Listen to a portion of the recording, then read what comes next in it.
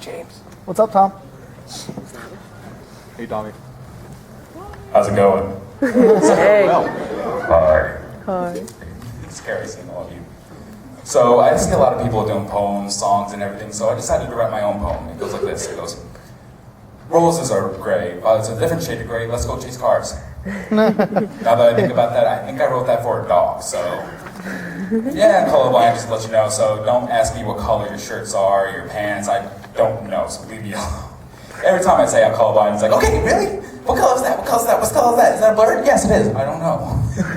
So I'm a little afraid of being on stage, but first time I was on stage was during a musical of Cats, but I wasn't really supposed to be there because I was the one dressed up as a dog throwing yarn at everyone. So the greatest part is they played along with it, playing with the yarn. So the best thing is seeing a whole bunch of people dressed up as cats playing with yarn on stage. It was amazing. Yes. While I'm afraid, I want to say my biggest fear is clowns, but what you have to do is you have to face your fears. Like, who here has seen Poltergeist? Yeah. I can't see your hands, you have to say. Okay.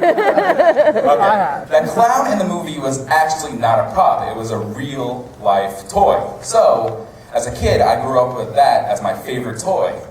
Now, after seeing that movie, it was like looking into my own personal future of how I was gonna die. So, I decided that I had to deal with this in-house. So I grabbed the clown and beat the daylights out of him during the daytime.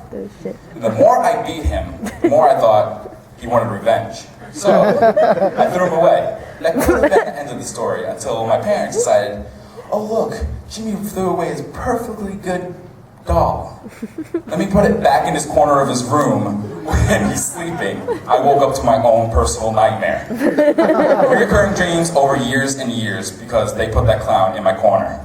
It was scary. And when I'm bored, I decided to screw with ants. So I had an ant infestation in my house, and it wasn't good, so I declared war, but I could have called someone, but you don't call backup, you just declared war. So what I would do is I would put honey on top of the counter and wait for them to walk up. So when they walk up, I would bring in a match and WD-40 and light them on fire. Yes, that is homemade napalm. This is war. They challenged me. Yes.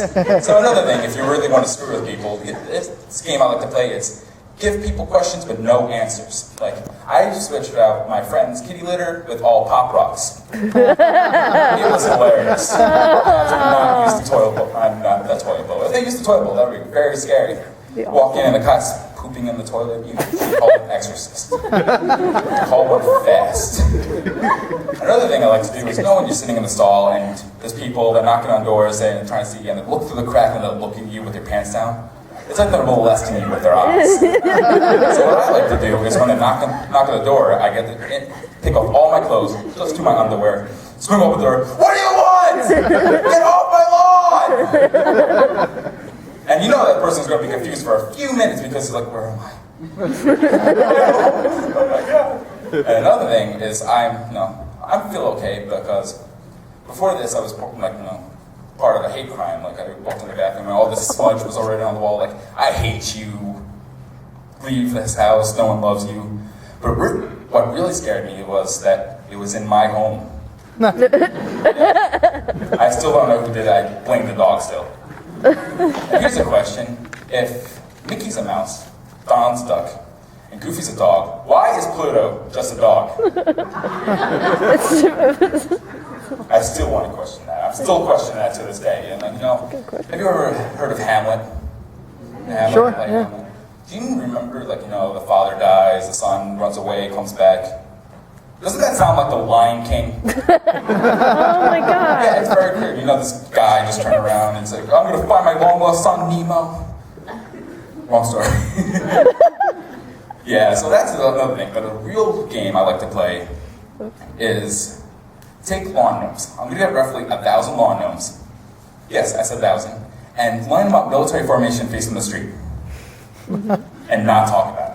There's going to be a few people that are going to lose that, like, James, we've seen these things, please tell us. I'm just going to say, don't worry about it.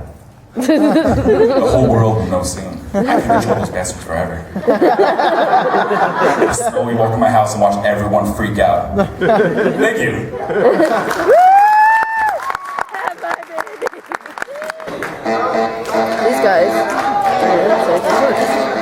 What? Oh, James, right in the middle. Come on, James. Woo! There he is, right in smack that middle. Yes! Yes! Woo! James! Yeah, wiggle it!